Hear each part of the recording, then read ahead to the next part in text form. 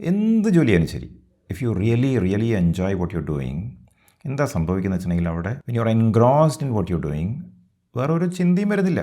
കാരണം ആ ഒരു മൊമെൻറ്റിൽ I am not even concerned about the fruits of my action.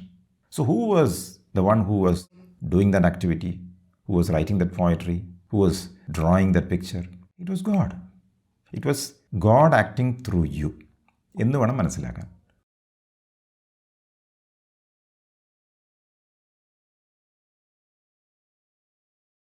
Actually ഈ ഒരു ഇഷ്ടപ്പെട്ട കാര്യങ്ങൾ ചെയ്യാനോ ഇപ്പൊ ഒരു സ്റ്റേറ്റ് ഓഫ് ഫ്ലോവിനെ പറ്റി പറയുമല്ലോ, നമ്മളിങ്ങനെ ടോട്ടലി എൻഗ്രോസ്ഡ് ആയിട്ട് എന്തെങ്കിലും ആക്ടിവിറ്റിയിൽ ഏർപ്പെടുമ്പോൾ ശരിക്കും നമുക്ക് ആ സെൽഫിനെ പറ്റിയിട്ടുള്ള ഒരു അവയർനെസ് ഉണ്ടാവില്ല, പക്ഷെ will be so absorbed in the job that we are doing.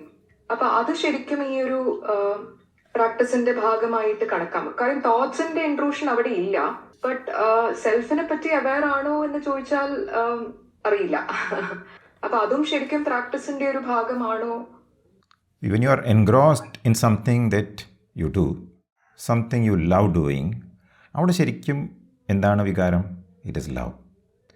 എന്ത് ജോലിയാലും ശരി, if you really enjoy what you doing, എന്താ സംഭവിക്കുന്നത് വെച്ചിട്ടുണ്ടെങ്കിൽ അവിടെ ലവ് മീൻസ് ഭക്തി in what you do.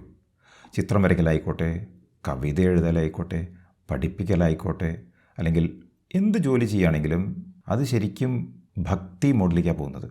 Because you are simply loving what you doing. When you are really loving what you doing, എന്താ സംഭവിക്കുന്നത് അറിയോ?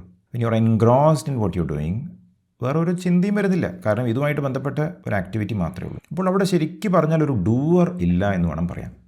There is no separate doer who is doing that activity. കാരണം ആ ഒരു മൊമെൻറ്റിൽ I am not even concerned about the fruits of my action. അത് തന്നെ നിഷ്കാമ കർമ്മിയായിട്ട് മാറി. Though we are saying that we are not really aware of ourselves, the fact that the ego is not there simply means that you are the self.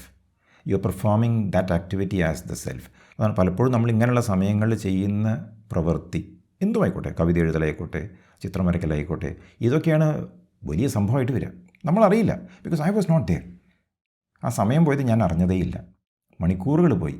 So who was the one who was doing that activity, who was writing that poetry, who was drawing that picture?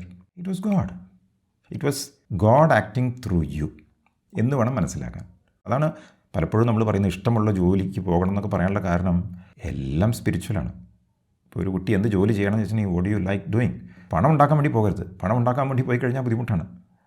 അപ്പം ഓരോരുത്തർക്കും അവരുടെ ഇഷ്ടപ്പെട്ട പ്രവൃത്തി കണ്ടെത്താൻ സാധിച്ചു കഴിഞ്ഞാൽ അത് തന്നെയാണ് ധ്യാനം.